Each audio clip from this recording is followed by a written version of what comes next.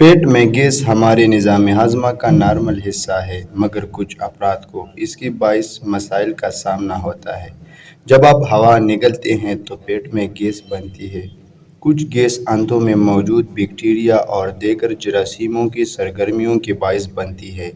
ये जरासीम ग़िज़ा को हज़म करने में मदद फराहम करते हैं। ताहम पेट में इजाफी गैस अक्सर तकलीफ देह साबित होती है। इस मसले के दौरान मैदा हवा भरने से फूल जाता है, जिसकी मुतअद्दिद वजूहात हो सकती हैं।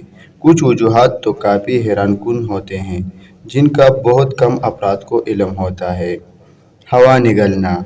अगर आपको अक्सर इजाफी गैस के मसले का सामना होता है, तो इसकी एक वजह यह भी हो सकती है कि आप बहुत ज़्यादा हवा निगल रहे हैं। मुतअद्दिद आदात के बायस आप हवा निगलते हैं, जैसे च्युइंगम चबाने या टॉफ़ी चूसने के अमल के दौरान भी हवा जिस्म में चली जाती है। बहुत तेज़ी से खाना खाने या अशराब के ज़रिए मशरूब पीने से भी ज़्यादा गैस जिस्म का हिस्सा बनती है।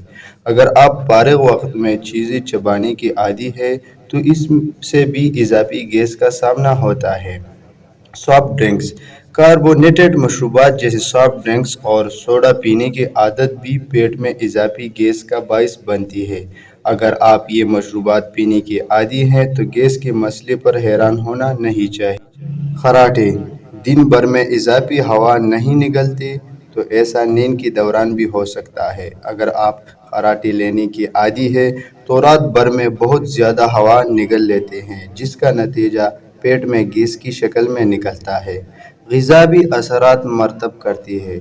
आपकी ग़िज़ा भी इजाफी गैस का बाइस बनती है।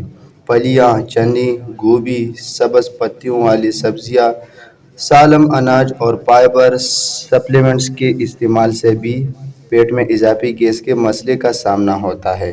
ऐसी ग़िज़ा जो जिस्म बर्दाश्त नहीं कर पाता। अक्सर अफराद को इजाफी गैस के मसले का सामना इस वक्त होता है जब वो ऐसी ग़िज़ाएँ खाते हैं जो जिस्म हज़म नहीं कर पाता। मखसूस ग़िज़ाओं जैसे दूध या इससे बनी मसनूआत या गंदम या दीगर अनाज में पाए जाने वाली प्रोटीन, ग्लूटीन इस हवाले से किरदार अदा करती है।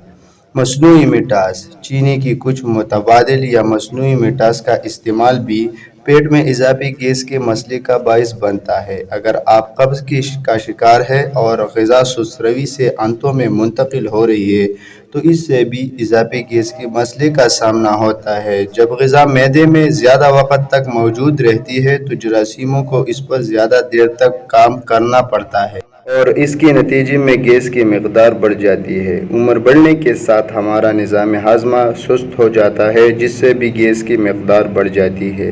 बैक्टीरिया की तादाद बहुत ज़्यादा बढ़ जाना। अगर मैदे में मौजूद बैक्टीरिया की तादाद बढ़ जाए तो गैस की मिक़दार भी बढ़ जाती है।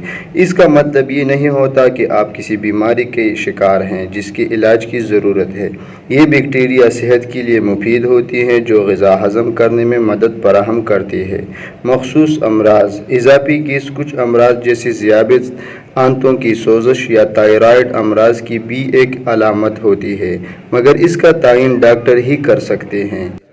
डॉक्टर से कब रुजू करना चाहिए? अक्सर इजाफी गैस का मसला परेशानी का बाइस नहीं होता, ताहम अगर रोज़मर्रा की ज़िंदगी मुतासिर होने लगे, बहुत ज़्यादा तकलीफ हो, पेट बहुत ज़्यादा फूल जाए, अक्सर कब्ज़ या हैज़े की शिकायत हो, क़े या मतली का सामना हो, बग़ैर किसी वजह की जिस्मानी वज़न में कमी आने लगे या फजले में खून नज़र आए, तो डॉक्टर से रुजू करें।